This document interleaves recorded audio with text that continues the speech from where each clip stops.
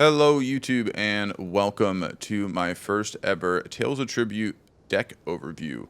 Today I'd like to just break down my pros, cons for each deck and as well as kind of go over some of the strengths and counters, i.e. decks you can play with or against for each of the decks in the game. We're just going to do this starting off alphabetical here with Almalexia. So Almalexia is an interesting deck. I don't personally use it too often. Before we get into talk about everything, I'll show you guys what the patron does. When it is favored, you can pay 1 coin and discard a card. Reprieve, look at the top 5 cards of your opponent's draw pile, select 1 to place in their cooldown. When it's neutral, you can discard one of your cards instead of paying a gold to get reprieve. Look at the top 4 cards of your opponent's draw pile, select 1 to place in their cooldown pile. This patron now favors you, and then unfavored, pay 1 coin. Reprieve, look at the top 3 cards of your opponent's draw pile, select 1 to place in their cooldown pile. This patron now is neutral. So basically, you can either pay some gold or discard a card and look at their cards and say, you know what, I don't want you to have that one next turn. Let's just move that to your cooldown pile. So kind of an interesting shuffle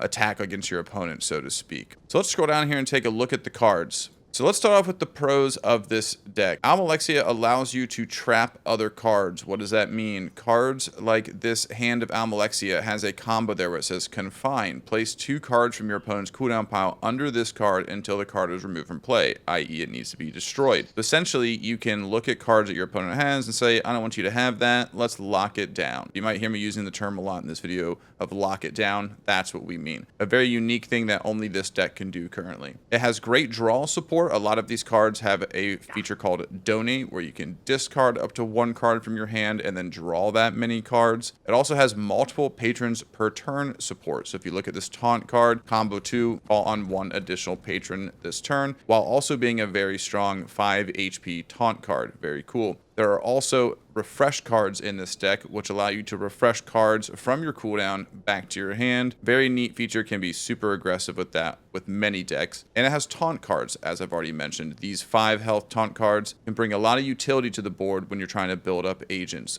So those are some of the pros. Some of the cons: you have to sacrifice for this draw support.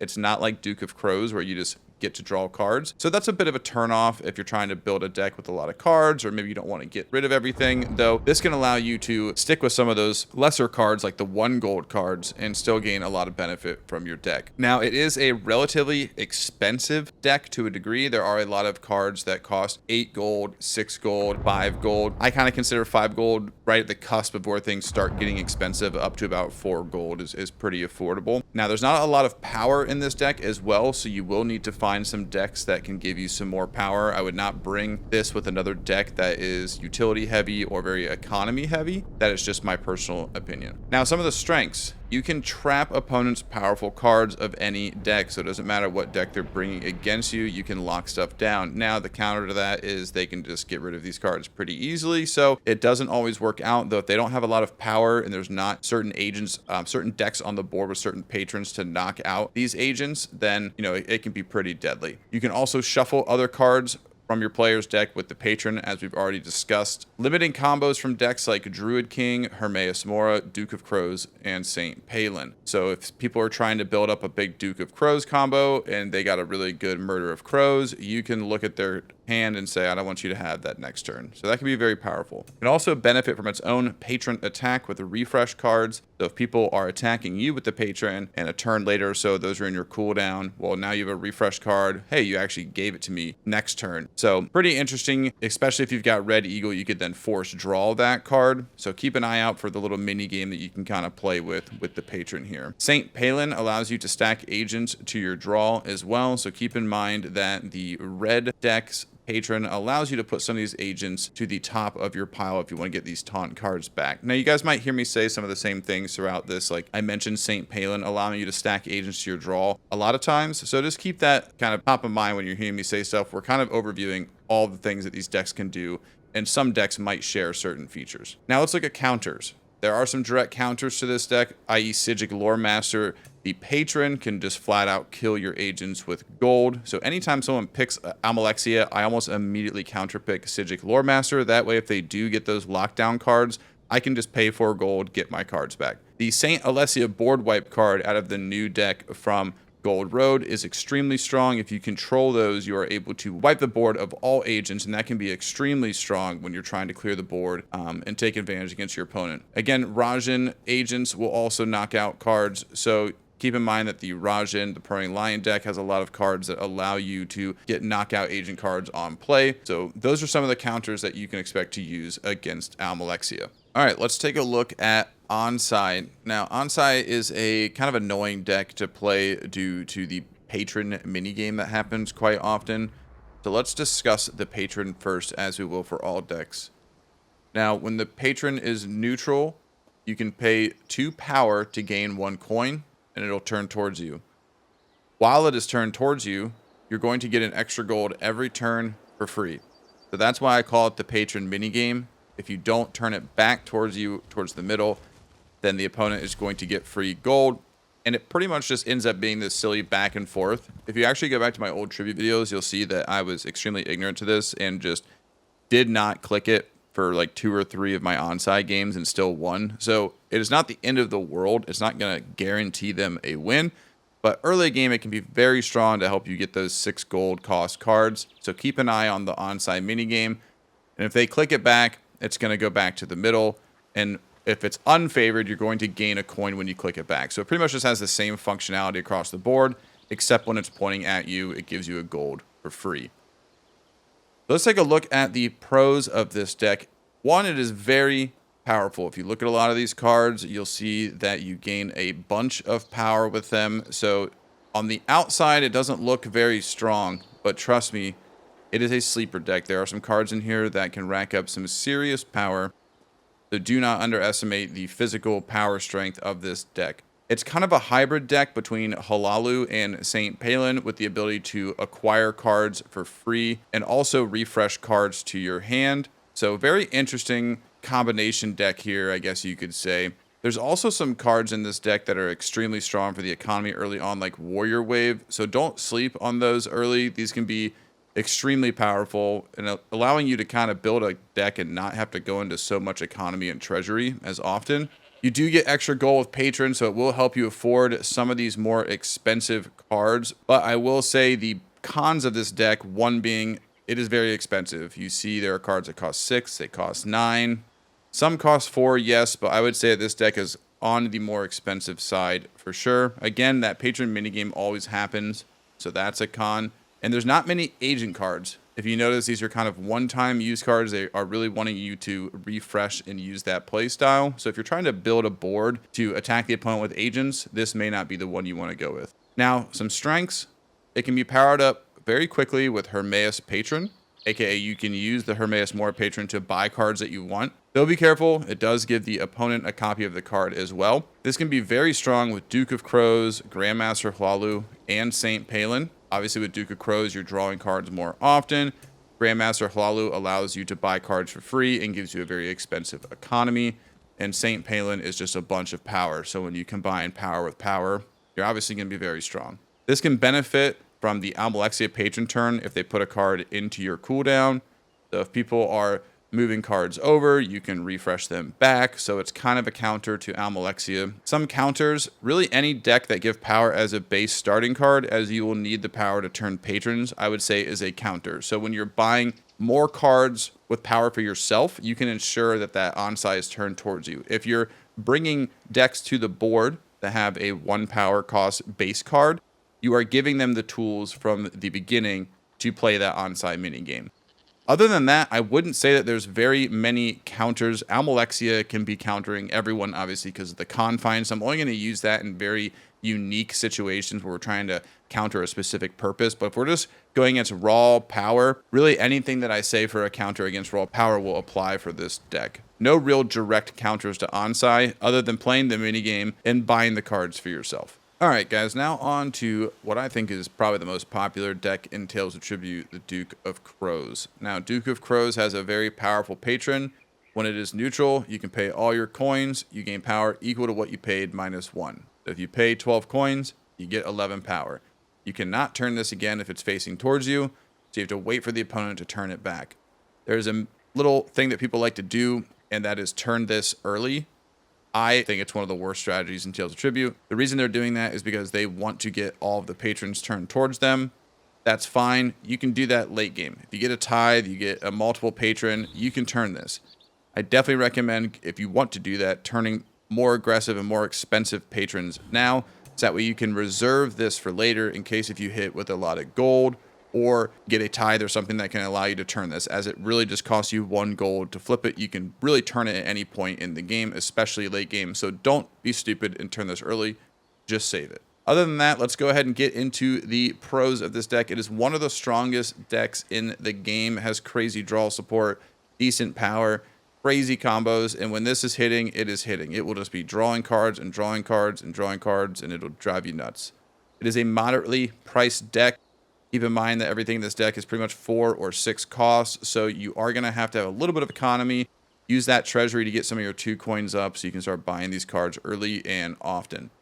There are many agents that fill your board and draw attention, so that can be a very powerful weapon to use against your enemy, because now they have to determine what they want to go after. Do they want to get rid of your agents? Do they want to build up their deck? Putting agents on the board is probably the most powerful thing you can do in Tales of Tribute, because it forces the opponent to make a decision that they otherwise wouldn't have to do. And if they don't make the right decision, then you can stack up even more benefit than you would on a normal 5-card hand. It has an insanely powerful patron, as we've already discussed, crazy draw support, and decent power when combos hit. So let's go ahead and head over to the cons. You can lose if the opponent attacks with early power and prestige. If you're just spending a lot of time and building this deck up and trying to get all these purple cards, and you're not really building combos and hitting those combos early, and somebody else is just attacking you with Saint Pelin or a very high power deck, you can lose very easily. When someone starts going purple, I just get very aggressive. I will sell cards with Hlaalu patron. I'll go with really a lot of power, and that usually does the trick. So keep in mind that this is more of a mid to late game deck unless they get good early RNG or they do a lot of deck shredding.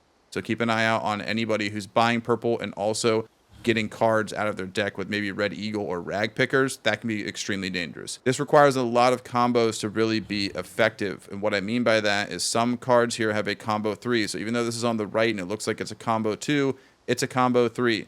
This is a combo 4 to get that draw support. This is a combo 2 and a combo 3 to get the power. This is a combo 3 to get the gold and the power. So they really need to be getting at least 3 purple cards out to gain a lot of benefit from it. So whatever you can do to use Almalexia patrons, anything to get rid of those cards, it's going to bring you a lot of benefit. You can't turn the patron twice, as we've already discussed, so please, again, use it wisely. Other than that, let's go ahead and head into the strengths. Combined with Hlaalu economy, you can hit for massive damage with the patrons. I mean, massive damage. Let's say you get a big trigger off of this, and inside of that, you've also got a house marketplace or something popping up that's giving you a ton of gold, 7 gold, 5 gold, 6 gold. Now you're hitting for maybe 24 power plus whatever you gained from the combination benefits of these cards. So in my opinion, Hlaalu is one of the best decks to use, because now you don't even have to go into power. You can just use your gold as power. You can sell cards with Hlaalu. You can use that gold to buy cards you don't need, get benefit from it one time, and then sell that card with the Hlaalu patron and turn it into direct prestige. So very, very powerful combination. One of my most favorites to play. Hlaalu also allows you to acquire more cards for purple deck each turn. So yes, you could use Ansei to acquire some cards. There are some other ways to acquire cards, but the monetary value from the economy and the ability to acquire cards with Hlaalu, I think, just outweighs any other option. Red Eagle has the ability to eliminate cheap cards and make your deck smaller, making purple combos more likely. This is just a given. If your deck is smaller, you're going to be able to make combos easier. This is a great support deck to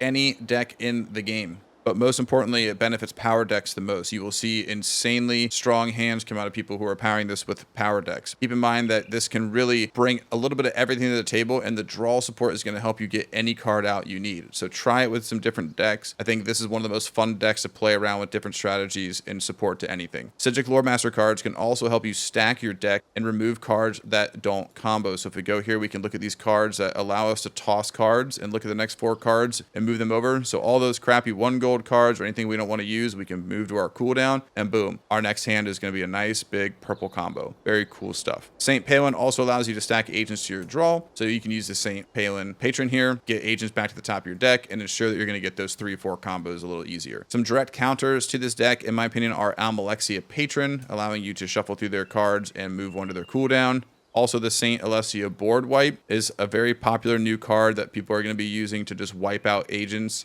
This Saint's Wrath down here allows them to knock everyone out. The Almalexia cards as well, the Confine, are really going to be applicable to a lot of things in this conversation, but keep in mind that really anything that's going to combo or hit you for a lot, you can kind of lock down with the hand of Almalexia cards. Psijic Lore Master Agent Knockout Patron. You can use Psijic Lore Master's Patron to just spend 4 gold and directly knock out an agent. That can be extremely powerful as well to help eliminate some of the combos. The Rajhin Patron as well fills their deck with useless cards to slow down combos. So this can be extremely powerful when they're trying to just build up their deck with purple. You can just fill their deck with useless crap, and now they have to work around it. Maybe it messes up their combos. So Rajhin can be super annoying. Rajhin can also force you to remove your agents from the board. It can make you have smaller hands upon draw. So I think Rajhin is one of the best counters to purple deck. It just takes a little bit of luck and hope that you're going to get the combos and cards that you need to really counter it.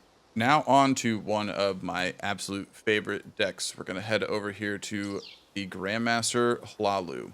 So Grandmaster Hlaalu allows you to sell a card every single turn and destroys it, completely removes it out of play, but you gain prestige equal to the card's value -1. So if you get rid of a card that costs 8 gold, you're going to get 7 prestige for it. And you can do this every turn. You can abuse it. You can spam it. Multiple patron cards make it even stronger. It's one of my absolute favorite things to do in the game, and I consider it an easy mode to beat the bots or to beat other players if they don't know how to defend it or do it themselves. So keep in mind that this might be, in my opinion, one of the strongest patrons in the game because you can abuse it, you can sell cards. I mean, if you got rid of this card, let's say you play this card, you get a 9-cost card for free that turn, so you get to replace it, and then you also get to sell it and get 9 prestige that turn. That's a crazy attack. There's not many other cards or other ways where you can get 9 power to turn into prestige in one turn, let alone also get a 9-cost card to replace it. So when Hlaalu's in play, I like to do what's called one-use cards. Cards will come through my deck. I'll use them one time, and I'll just sell them with Hlaalu, so I get the most benefit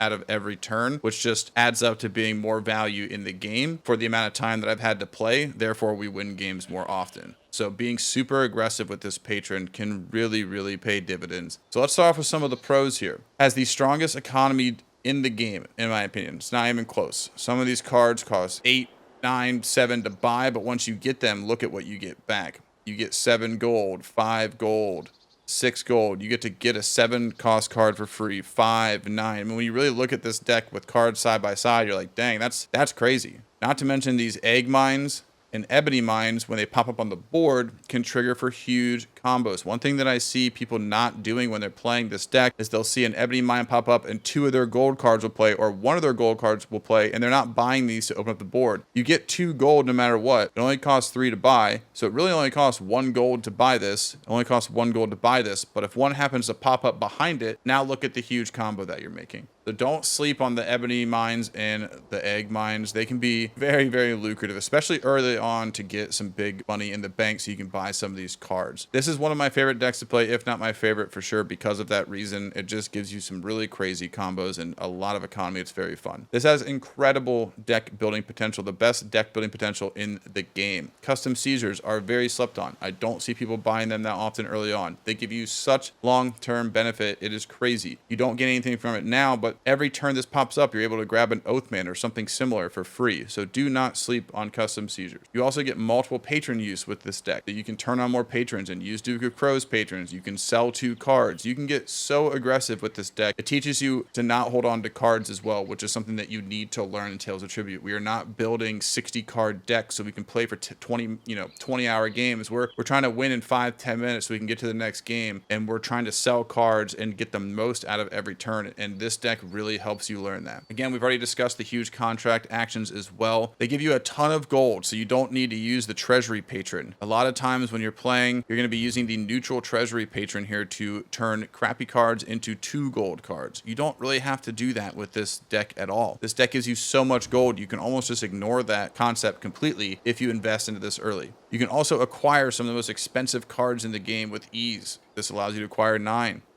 7. So not many decks let you just pick up a card off the table and give you another benefit. This deck is crazy strong. Has probably the most powerful 2 gold cards in the game as well. These luxury exports will give you 3 gold. You get a few of these in your deck and you are cruising. Now I will say that it is a very expensive deck, but if you invest into it early, you're going to get the most benefit out of it. Also, our agents here give a ton of gold. A lot of people don't buy Oathmans or Hirelings, but look, it's a 2 gold card.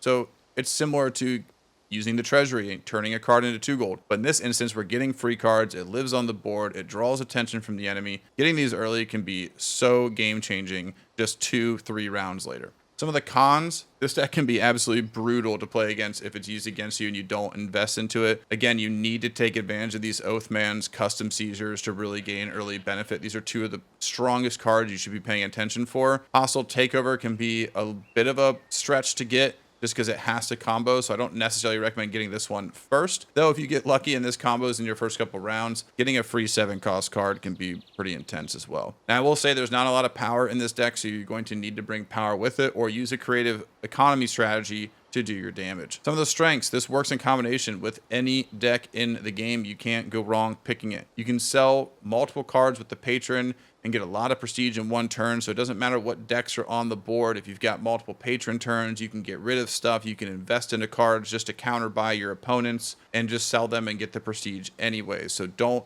sleep on this deck at any time. Psijic Lore Master can help stack the combos if needed for free cards and more gold. So keep in mind that the Psijic Lore Master cards, again, we're probably going to bring that up quite a bit.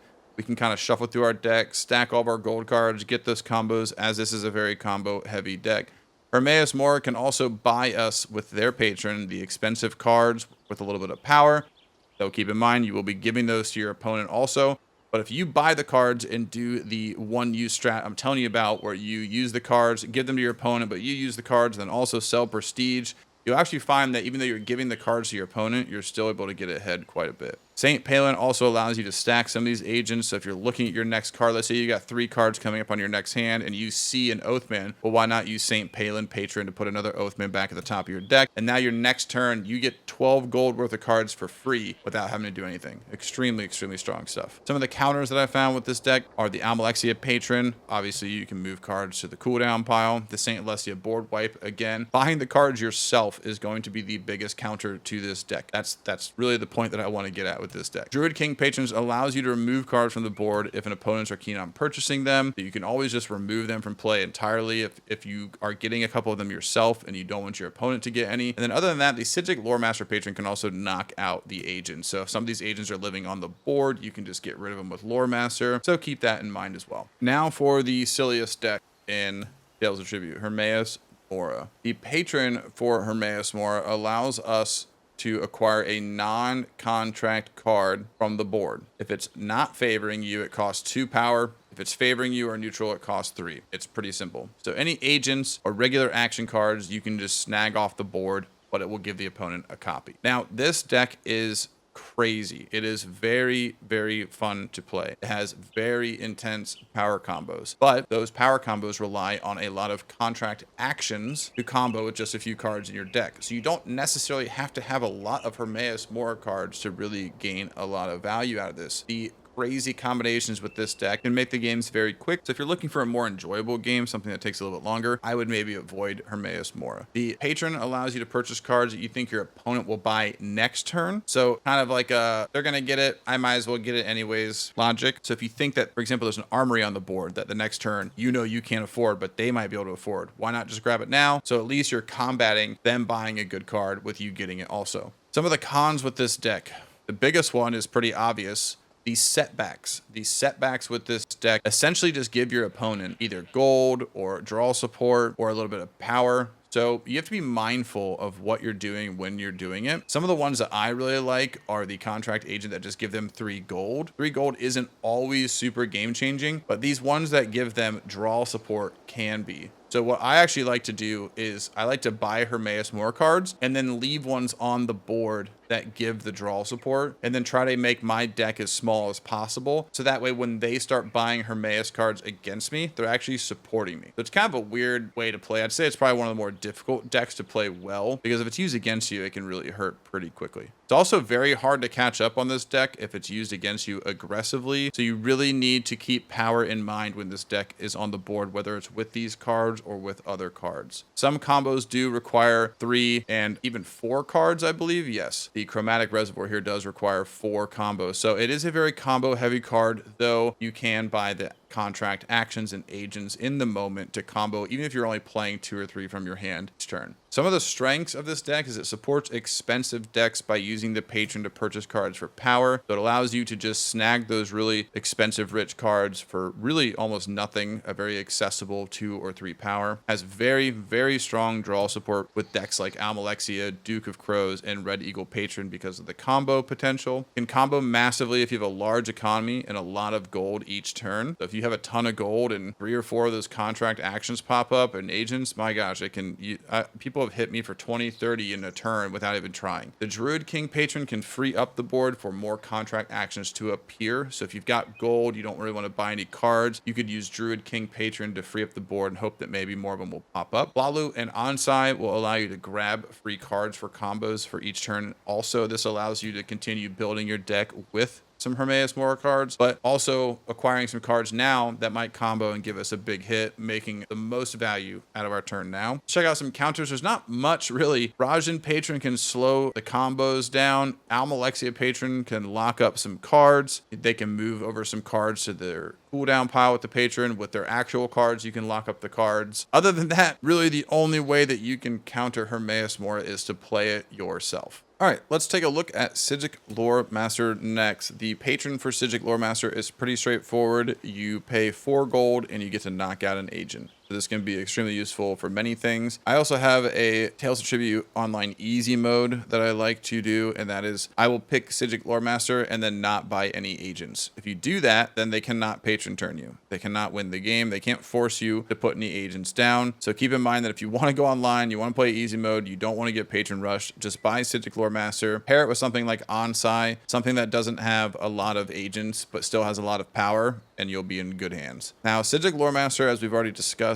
can help stack your cards for more powerful combos. Those combos can hit for decent power. I wouldn't really call this a power deck, but it does hit for some decent power when it's comboing in the mid to late game. This deck has extremely good early game economy with these Prescience cards giving you 3 gold, as well as the Prophecy, Psijic Insights, a lot of 2 gold, 3 gold cards. And when you combo and you're stacking the cards up, it can be very, very powerful, especially early game. This also allows you to free up the board to see a better tavern. So when you play cards like Prescience, you get to replace 1 card from the tavern. Usually some people do that at the end of their turn and then they open up the card for the other person to buy. This allows you to do it at the beginning of your turn and buy it for yourself. There is a small amount of draw support with the Dreaming Cave, not too much. So I wouldn't really consider it a draw support deck, though it is a shuffle stacking deck, so to speak. So you can shuffle some cards over, know that the next card coming is very good, and then play your Dreaming Cave to get it. And then Dreaming Cave allows you to look at the next 4 cards also and move them over. So it can be very, very powerful. Again, the patron helps us knock out other agents. So any agent heavy deck, this is going to be very, very strong against. I will pick it almost immediately against Almalexia every single time. Some of the cons for this deck: you need to get other good cards or else shuffling through your deck is pretty pointless. A lot of times I have bought Psijic Lore Master and I don't bring like St. Pelin or another powerful deck, and I just get behind because it's not generating anything. There's really no point to be stacking or shuffling through cards if we're not getting to anything of major value. And there's not a lot of power coming from these if you just combo with yourself. So it can get behind, especially if you're going up against like armories or something like that. This can be extremely difficult to play. For example, the cards that shuffle 2 cards over and the cards that shuffle 4 cards over should be played in a certain order. You should always shuffle the 2 cards first, then the 4 cards. Because what I've noticed happens a lot when I use Psijic Insight first is I'll look at 4 cards, I'll see 2 that I like, I'll keep those 2, then I play this, and then it's asking me if I want to keep those 2 again. So look at 2, get rid of the junk, then look at 4, and it can be your sneaky way to look at potentially 6 cards a turn instead of doing it the other way around and not really getting any benefit from the Scrying Globe except for 2 gold. So let's go into some of the strengths. Any decks with multiple patron support allowing you to knock out multiple agents if you have enough gold. So if you get a card that lets you knock out 2 agents and you've got 9 gold and they've got 2 taunt cards, you can just click this patron twice, knock both their cards out. So that is pretty cool. This helps any combo deck. So Druid King, Duke of Crows, St. Pelin, anything that you are trying to build combos with, this deck is going to support it very, very heavily. This is a very powerful deck when you are keeping your deck small. There are many times, if you look at my channel, I have won games with 7, 10, 12 cards in the mid to late game because I was using Red Eagle to shred down. And I'll pick up maybe just one of these cards or two of these cards to help me look through my deck to get through that junk and just hit harder early on. So this is not necessarily a deck that you need a lot of cards from. You could use 1 or 2 cards from this deck kind of as a utility for any deck that you bring, and it's going to bring you great value. St. Pelin also allows us to use the patron again to stack agents to the top of the draw. So if you're trying to bring the Right Master and the Apprentice up so that way you can get some bigger combos, keep in mind St. Pelin could help you do that. Some of the counters for this deck: Rajhin patron can fill the deck with dead cards, weakening the shuffle support. So using that patron, giving them those dead cards, makes it to where these shuffle through abilities, or the toss ability here, doesn't work as well. The Almalexia patron can also move powerful combo cards to their cooldown pile, and you can also lock down cards with Almalexia as well. Other than that, there's not too many counters directly to this deck, as there's not too many agents to really fight for. Most of the power and strength of this deck just comes from combos, so however you can creatively eliminate the ability for them to create combos is going to be your best way to counter this. So I wouldn't fear this deck as much as some of the other cards that decks are going to pick up. I would definitely prioritize power and things that are going to damage you immediately, or something that's going to give them a color combo versus moving this over. All right, guys, let's go ahead and take a look at Rajhin the Purring Liar next. So Rajhin has a very unique patron that allows you to spend 3 gold and put a bewilderment card in your opponent's deck. The bewilderment cards are, again, the useless cards that I've mentioned multiple times. They just fill your deck up with junk and force you to manage them. Super annoying. Now when you look at this deck, you're going to see cards all over the place with all sorts of different functionality. There are very strong economy cards in this deck. But for example, Grand Larceny here, Count to the Prophet, both give you 4 gold each. So even if you're trying to build a strong economy in any deck, picking up those cards, even if you're not trying to combo, can work out very well for you, as well as these knockout cards. The Shadow Slumber, being able to knock out 2 of your opponent's agents, can be very strong no matter what deck you are building. Now this deck has a unique function that allows you to lower the opponent's prestige. So when you're comboing, you're actually knocking their prestige down and reversing their score. This deck also brings taunt cards. Those taunt cards can be super effective when in combination with those reduced prestige cards. As you can imagine, you build a taunt wall, you lower their prestige. Super annoying. Definitely the most annoying patron in the game to force. I've had games where people will just spam that and fill my deck up. It can be super annoying to deal with. There is some draw support if you can combo with these big cards. It will also force your opponent to discard cards at the beginning of their hand. So if you can combo this and get it nicely, you can have the opponent pretty much have nothing in their hand in a turn. And I've actually had the combo once where I've gotten all 5 of my opponent's cards to be discarded from their hand at the beginning of their turn. It's happened one time and my opponent just had to skip their entire turn. So don't sleep on the combo potential of this deck, but I will say that you need to invest in this deck if you want to get the most out of it, as some of these combos come from 2, 3,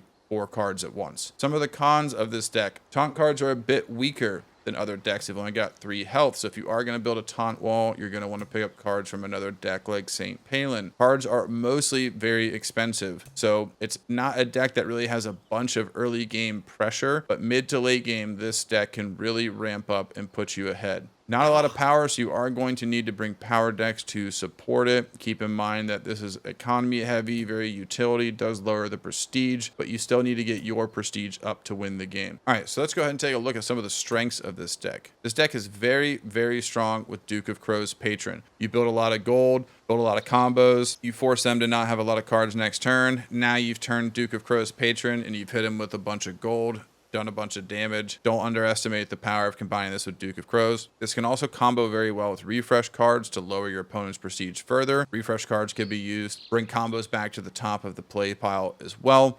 So keep in mind that refresh cards are kind of slept on a lot in Tales of Tribute, but can be very powerful with Rajhin. It's very strong when combined with other taunt cards to ensure you can lower the opponent's prestige even further. Again, like I said before, these are only 3 health cards, so investing into something like St. Pelin or some other deck is really going to help you there. St. Pelin allows you to stack agents to your draw, so you can also stack some of these agents back and get even more reduced prestige on later turns if you're using St. Pelin patron on the board also. Some of the direct counters to this deck, I would say, are probably the biggest one is the Treasury Patron. The neutral Treasury Patron allows you to turn those junk cards into 2 gold cards upon return, and that's so much better than having a card in your hand that's a piece of junk. So Treasury is probably your biggest counter to Rajhin. Any card that allows you to discard a card from play, like Rag Pickers or Red Eagle deck as well, just absolutely shredding those away and getting rid of them permanently, so that way you're not filling your deck up with the 2 gold guard to replace it, can be good as well. The Saint Alessia board wiping card can be very good here because living behind these taunt walls. The Sorcerer King deck and the Druid King deck can create direct prestige going around taunt cards and countering the reduction from Rajhin as well. So any cards that are going to be bringing you more prestige, as you see here, there's a lot of prestige potential here. If we look at the new Saint Alessia deck, a lot of this prestige just gets added to your prestige. So you don't have to worry about taunt cards in those cases. You can essentially just go around their defenses. Now to another favorite deck of mine, Red Eagle, King of the Reach. This allows you to spend 2 power and draw a card no matter who the patron is facing towards. So some pretty cool draw support capabilities and very, very strong early power potential with this deck with the Midnight Raids. Very often people will get Midnight Raids early on, and it can be super detrimental to the mid and late game, as by the time you get anything going, the opponent already has 15 to 20 power and you're playing catch up. This deck has the best deck shredding potential in the game. You can get rid of so many cards from your deck and take your deck down from 15, 20 cards in the mid game down to only 10 or 12, forcing you to have much stronger, more focused hands. By far, one of the best strategies in Tales of Tribute is to shred your deck after purchasing some very, very good cards, or while you're doing so, to ensure that you're getting some more economy cards to afford those better cards. Some of the best cards in this deck are very affordable. The Contract Action Bonfire is only 3 gold. The Midnight Raid is only 4 gold. So some of the most useful cards in the deck are accessible very, very early. Midnight Raid is one of the best early game power cards in Tales of Tribute, if not the best early game power card outside of St. Pelin cards. So do not sleep on getting a couple of these in your deck. If you hit with 2 of these in a hand on turn 3 or turn 4, you'll see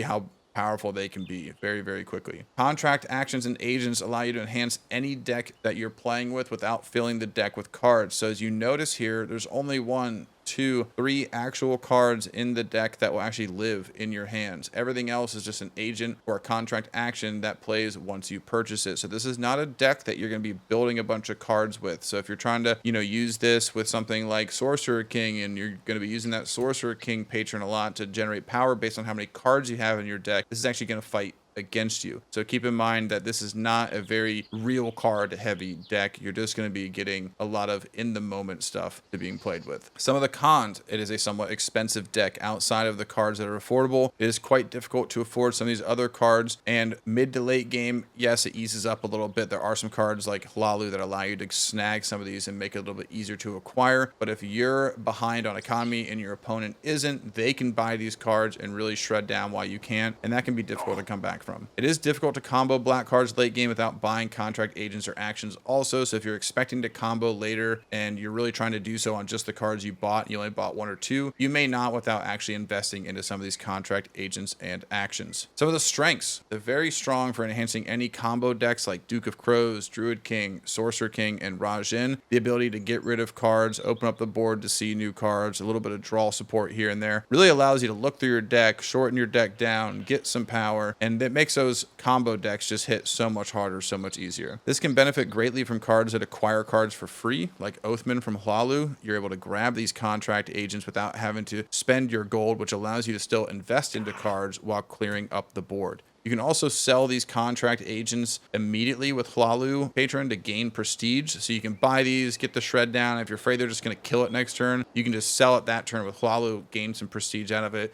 and you can have a very nice rotation of shredding your deck, getting money out of it, shredding your deck, getting money out of it, and that can really just put you ahead very, very quickly. Refresh cards can help get combos that you otherwise might not have. If you get a Midnight Raid out of turn and your next hand you're going to get a Midnight Raid, then you can refresh your Midnight Raid back and try to get those combos a little bit easier. St. Pelin becomes very, very, very strong with Red Eagle, probably the most strong combination in the game when it just comes to raw power. St. Pelin has some very, very strong power cards that, when combined with no other cards in your way, just do so much damage. So if you want to have the most fun with power, I definitely recommend Red Eagle with Saint Pelin. Now, some of the counters. Buying Midnight Raids early is going to be a big counter that either people are going to try to do or you should focus on. Using Druid King to remove contract, agents, and actions from the tavern, so wiping the board of stuff that could be used against you in combination. The Saint Alessia board wipe could also be used here if some of these contract actions are building, or contract agents are building up. You could use that Alessia board wipe to eliminate them. The Psijic Lore Master agent knockout will also be in play here again. The Rajhin agent knockout cards will also be in play, and the Almalexia patron to trap the Midnight Raids, as well as any other cards you see fit from their deck, even if it's outside of Red Eagle, will also be a nice counter. All right, now over to probably my least favorite deck in Tales of Tribute, just because I don't really like how it plays. Definitely not saying it isn't a strong deck. I just don't enjoy it as much as others.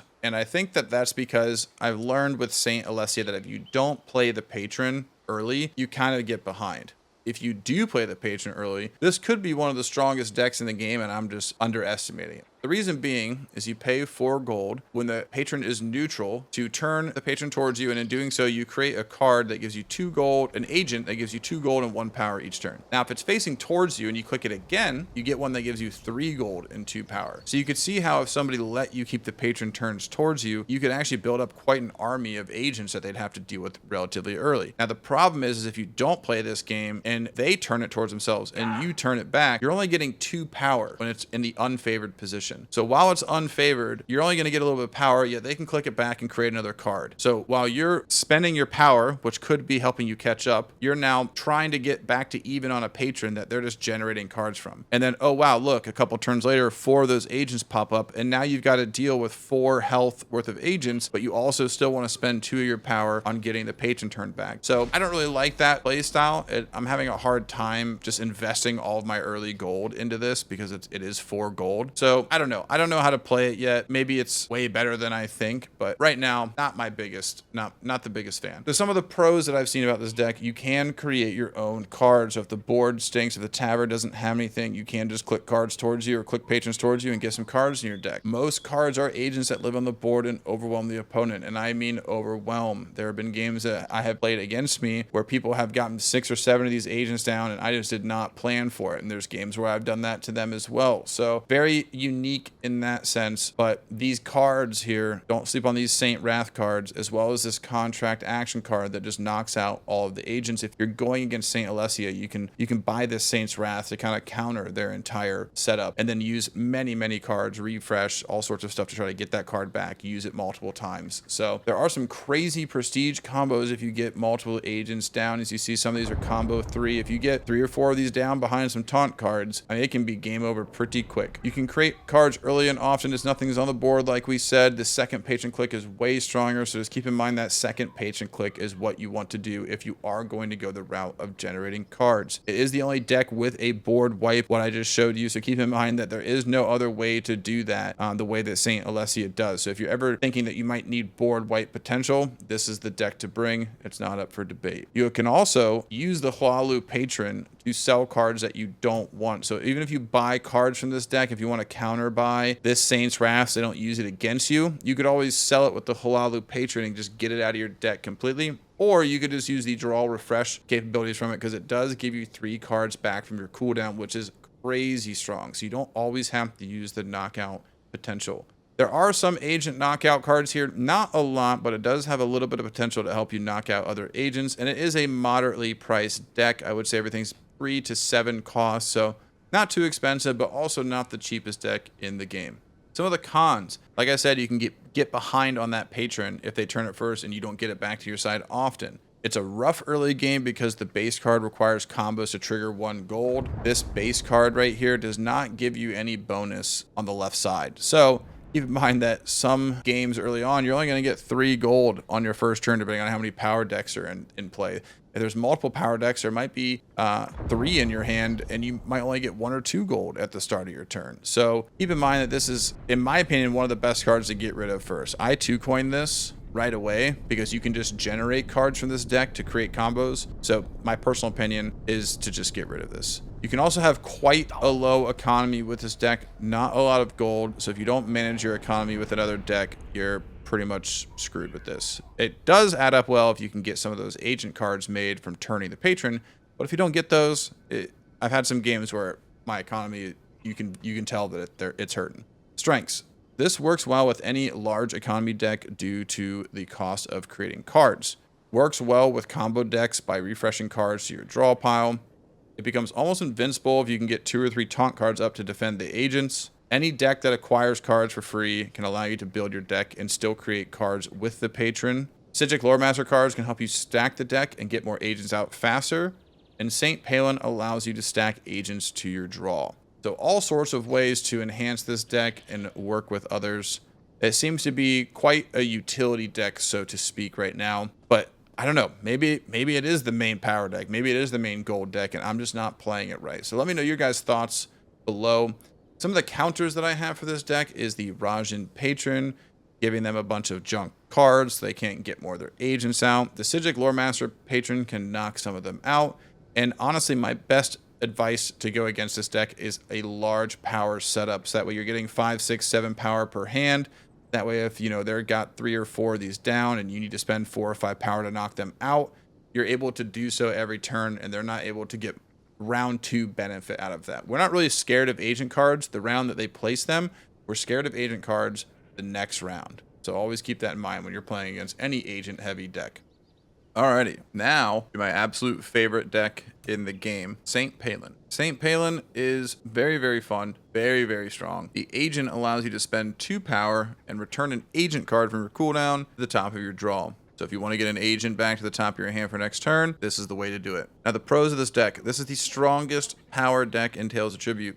I recommend all beginners pick this deck every game until they get familiar with more advanced mechanics. This deck plays very straightforward. It's very easy to play. Has very strong taunt cards, very powerful and affordable cards as well. So you can get good power early on without having to invest a lot of gold. Now I will say that the deck is either very expensive or very affordable. There's really no in between here. But when you get the power combos built up with this deck, it hits like an absolute truck. It does require a lot of focus on early treasury economy to boost your economy gold, or to get 2 to 3 gold card investments to afford rally, the armory, and taunt cards. So again, the treasury is this little neutral patron that we click to turn 1 gold cards into 2 gold cards. I'm saying you really need to invest into those or some other form of economy so you can afford these cards. If not, and your opponent does and they start buying these, you will get very, very far behind. It is virtually unstoppable if you keep your deck small. If you go back and look at all my games where I've won with 7 or 10 cards, it is almost always with this deck. So this deck plus Red Eagle Shredding, very, very, very strong. Has powerful contract agent taunt cards. You only need 3 or 4 strong cards for this deck to win the entire game. If you get an Archer's Volley, a Rally, an Armory, and you've got a Reinforcements, and you've only got 10 or 11 cards in your deck, just stop buying cards, because it will absolutely shred if you keep your deck small. Powerful Contract Agent Taunt cards, again, you can sell those too. So keep in mind with Hlaalu deck, if you buy those, you can also sell them. So you can stack up even bigger power combos with your big power combo and selling agent cards you buy. So if you want to buy a card, and this is on the board, but you don't want to buy a card to fill your deck, you can buy the Shield Bearer, you can sell it, you can use it as a taunt card. So keep in mind that these contract agents are a great thing to invest into if you are trying to not buy more cards, but you still want to spend your gold, obviously. This deck can make games go very quick, which can be a good thing. Powerful Patron that allows you to stack agents fast on draw, and it can be played with pretty much any deck. So you can use St. Pelin to get a lot of your agents back to the top of the board, flip them over next turn, but this deck will work with anything in the game, as it is the fundamental power deck of Tales of Tribute. Some of the cons of this deck: player who goes second gets a free gold, meaning they can potentially afford the armory on turn 1. That's terrifying. That's just an absolute terrifying thing to happen. If you get 6 gold and you can get armory turn 1, you better buy it. You're best to remove it from play if possible with Druid King Patron or Barterer from the neutral cards. Do not leave this on the board if you can. If you can't afford it and it's still there and you have an option to get rid of it with a barter card or something, do it. You do not want to fight against these cards, you want to own them. Strengths: this deck is very strong with Hlaalu due to the high economy and easy acquisition of cards for free. So you bring Grandmaster Hlaalu, you're snagging a bunch of these cards for free. You're able to get some of these 9-cost cards for free. Again, Hlaalu I think is the best support deck in the game. You bring it with anything, it just almost automatically makes that deck easier to play. Duke of Crows can ramp this deck's power up to 100. What I mean by that is if you have Rally in the mix and you're getting red combos, that's helping you kick out more cards. Now you're getting purple combos. You're just going back and forth with all these crazy combos. Out of every deck that I play with, Duke of Crows and Red Eagle are the two decks that will make red hit the hardest. Psijic Lore Master cards can also help you stack the deck quicker. They do add a little bit more cards into the mix if you go into blue, but if you don't want to go into the Psijic Lore Master cards and you just get one or two of the cards that allow you to shuffle through your deck, they can be very, very strong. Again, I said Red Eagle is great. Probably its best friend when it comes to just sticking with raw power and not doing anything fancy. It allows you to just get down to those cards that you want, play them, and win the game. Refreshing cards can give you power combos easier also, so any decks that allow you to refresh cards back to the top of your hand can allow you to hit for these red combos better every turn. Some of the counters. Psijic Lore Master Patron can knock out your taunt cards easily, so if Psijic Lore Master is in play, maybe not going the taunt route, maybe sticking with more contract actions versus agents. Almalexia Patron can lock down powerful cards by pushing them over your cooldown pile, and they can also confine your cards, making your combos not hit as much. Hermaeus Mora can create chaos by giving a copy to you and your opponent. This can backfire as these cards are very strong. A few rounds of bad drawing RNG for you, and with good St. Pelin RNG for them, they can get ahead on you pretty easily. You can also use Hermaeus Mora to purchase one of these cards if you're afraid they're going to buy it next turn. That way you both get a copy versus being SOL.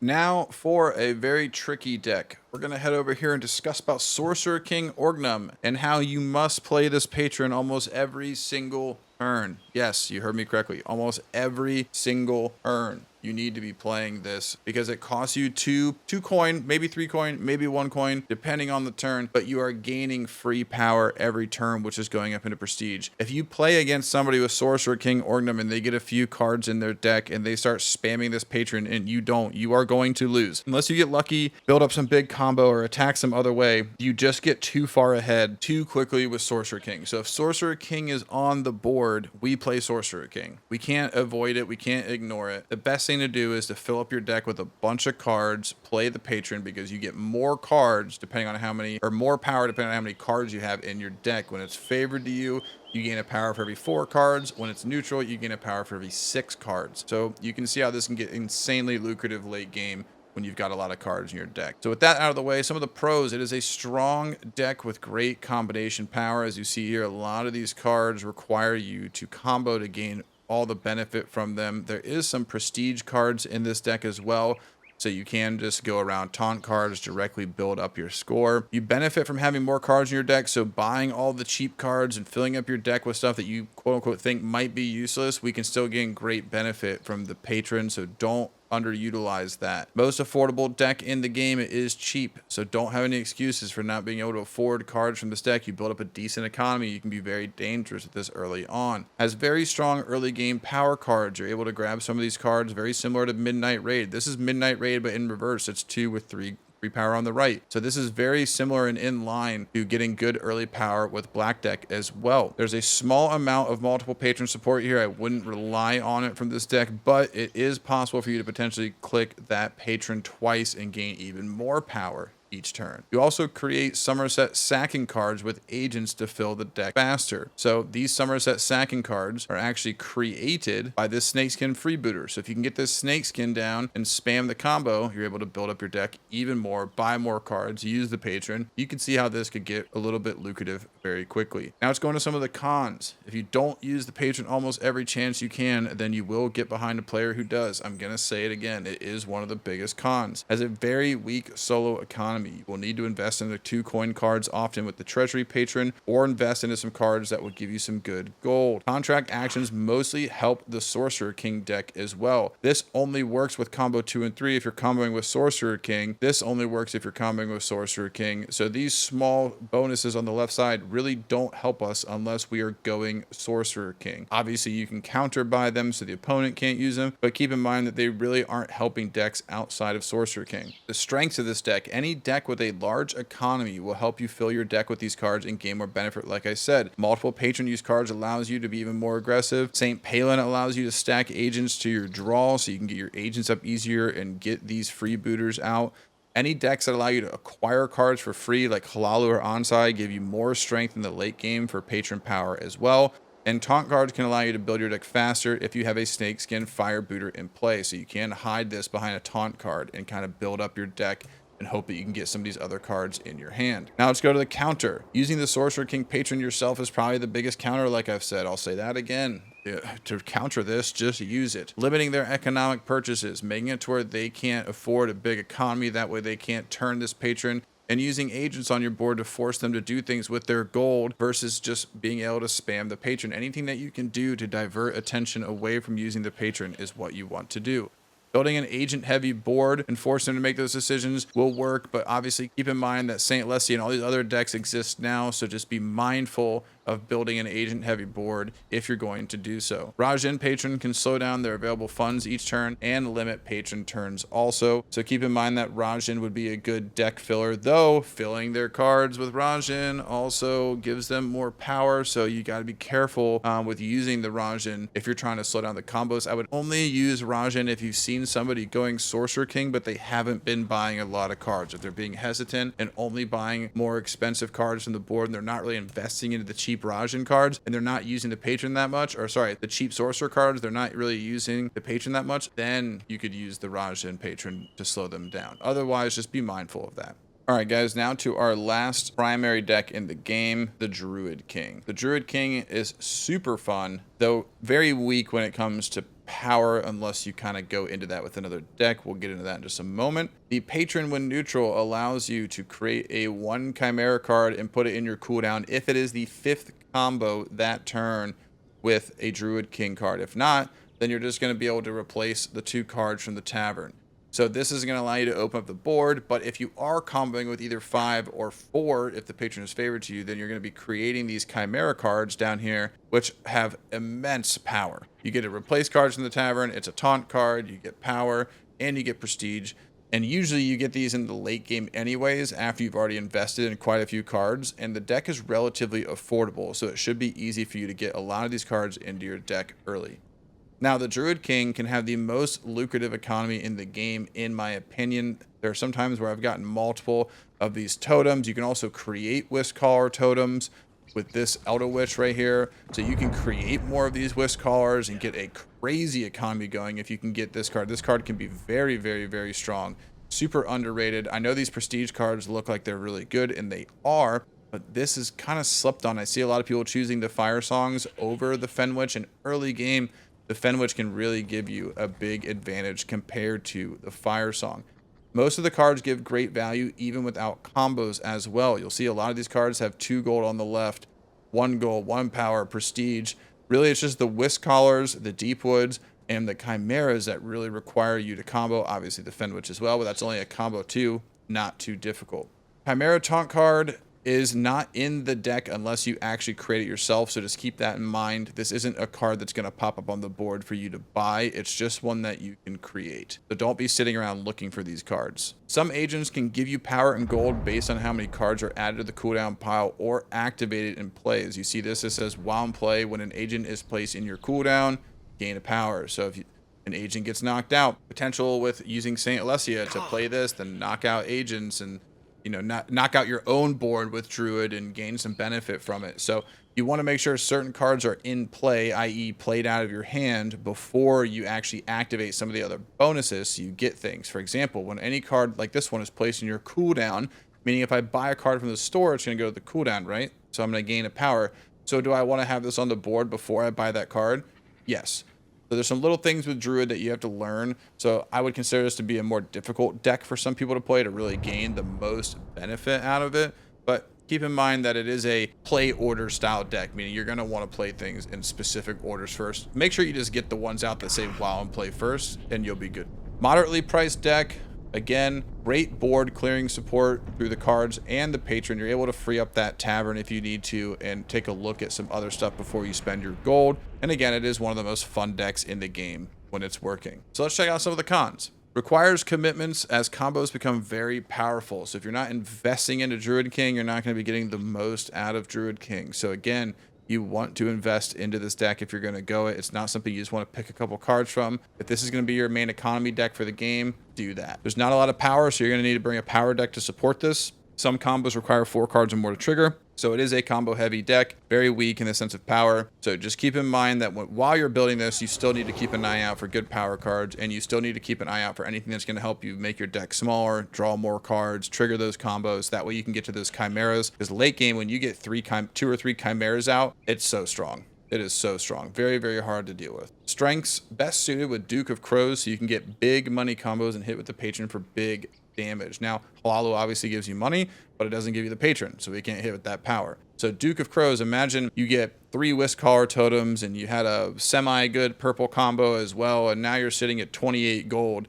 Are you going to spend that gold, or are you just going to click and hit for 27? How often do you get to hit for 27 power in Tales of Tribute? We take those. We don't sit and buy cards. If you ever go over 20 something gold and you have the ability to turn the patron, just do it, because most likely they're going to have to turn purple patron back to catch up, and you're going to be able to click it again. So take advantage of those big money hits and don't invest into cards. If your deck has got 15, 20 cards in it and you buy a card and you look at your draw pile, there's still 12 cards in your draw pile. That's still 3 turns before you're going to see any cards that you buy. So if the game is only going to go 1 or 2 more turns, don't worry about buying more cards. Just use your turn wisely and get as much damage out of it as possible. And if you really want to have fun with big money patron combos, do Duke of Crows and Druid King. It is super, super fun. This deck can benefit greatly from Hlaalu card acquiring support in its early game economy, allowing you to pick up a lot of these cards for free. Works well with Sorcerer King deck because the amount of cards you will want for both decks help you with the Sorcerer King patron also. So if you're spamming Sorcerer King patron, you're buying Sorcerer King cards, you're buying Druid King cards, the double King decks are very, very good in combination with each other. The Red Eagle patron also allows you to draw cards and hit your combos faster. It does cost a little bit of power, but not too much when you've got cards like this in play, because you're going to be able to buy more cards to get cards to replace that, and hopefully get some of that power generated so you can click this whenever you want. When Druid King is in play and Red Eagle is in play, I am clicking that Red Eagle patron all the time in hopes of getting these combos. Again, take a look at your draw pile, what's coming up next. If you click on it, you see there's only 1 2 gold and 2 1 gold cards in there. There's no Druid card possible. Then don't, right? Just choose win. Also, the St. Pelin deck patron allows you to stack the Chimera agents. So if you have one coming up, you just created another one, you can get that back to the top of your deck. It's a nice back and forth that you can create throughout the game using St. Pelin. Now, St. Pelin will accelerate the game, so you may not get to the late game where you're really creating all these cards with the Chimera cards that you need to, but, you know, it is what it is. Some of the counters with this deck, purchase the cards yourself. When there's great Druid King cards on the board like Wisp Totem, it's really hard to not just want to snag those away from the opponent, especially Fire Song, things that give you prestige every turn and live on the board. Those kind of cards can be very beneficial just to buy yourself and avoid even having to deal with them in the first place. Using the Druid King patron to remove cards that support your opponent's deck is going to be a great counter to this deck. Also, if you see people who are buying a lot of Druid King cards, you can use the Druid King patron to get rid of them so they can't buy them again and make a deck even stronger. The St. Alessia board wipe card is going to be very powerful here also, allowing us to eliminate a lot of their agent cards from the board, and not picking Duke of Crows and Hlaalu decks are going to help you the most with this. So avoiding picking certain decks is going to make this deck better and make it more individualized and easier to control. When someone's picking up Duke of Crows cards or Hlaalu cards and they're using them against you, it once again can just accelerate all of this, and you want to avoid that. So if you want to play Druid King, but you don't want to have those crazy games, maybe avoid them and pick another deck that you like outside of Duke of Crows and Hlaalu. Also, I would avoid decks that bring multiple patrons, so that way you can't give them the benefit of getting 2 Chimera cards in 1 turn. If they play a bunch of cards and they've got 6 or 7 power and they have the ability to play another patron, they can just click that twice, get 2 Chimera cards, and now they've got 2 5 taunt cards in 1 turn. So that can be extremely strong also. So that's it for the Druid King for me and all the other 11 decks. Before we stop this video, we are going to just talk briefly about the neutral cards, and then I'll let you guys go. All right, guys, last but not least, we are going to discuss the small but powerful treasury. These are neutral cards that will exist in every game that you play. There are some that knock out the opponent's cards. Barter allows you to remove a card from the tavern. This allows you to knock out just 1 agent. This allows you to knock out 2. This will give you a little bit of power, so if you need to turn Ansei or you need to do some of the patron work, this is really what blackmail is for, in my opinion. It's not really worth buying too often unless you need to use a patron. Harvest Season is very powerful. It allows you to draw a card if you've got 2 extra gold and you just want to draw a card and see what you get. I would definitely take these off the board, even if you don't really necessarily need them, because they can really power up your opponents as well. Imprisonment is very good. Many times when I don't want to buy a card and I just want to attack, I will start picking up imprisonments very often. They can also be very strong in the somewhat mid-early game. I wouldn't buy them too early. I'd much rather spend your money on building a deck, but don't sleep on the imprisonments. They are very strong. Rag Pickers allow you to shred your deck and get rid of a card, and Tithe allows you to turn in extra patron. So all of the things that we see that show up on different cards in either single card play or combo attacks will show up here as well for you to use. All right, guys, that's it for me. I know I repeated myself a lot in this video, but I really wanted to drive home some points on how to play some of these decks in certain games. If you guys enjoyed this video, be sure to leave a like, comment, and subscribe, as it took me quite a while to make it. That's it for me. See you guys in the next one. Take care.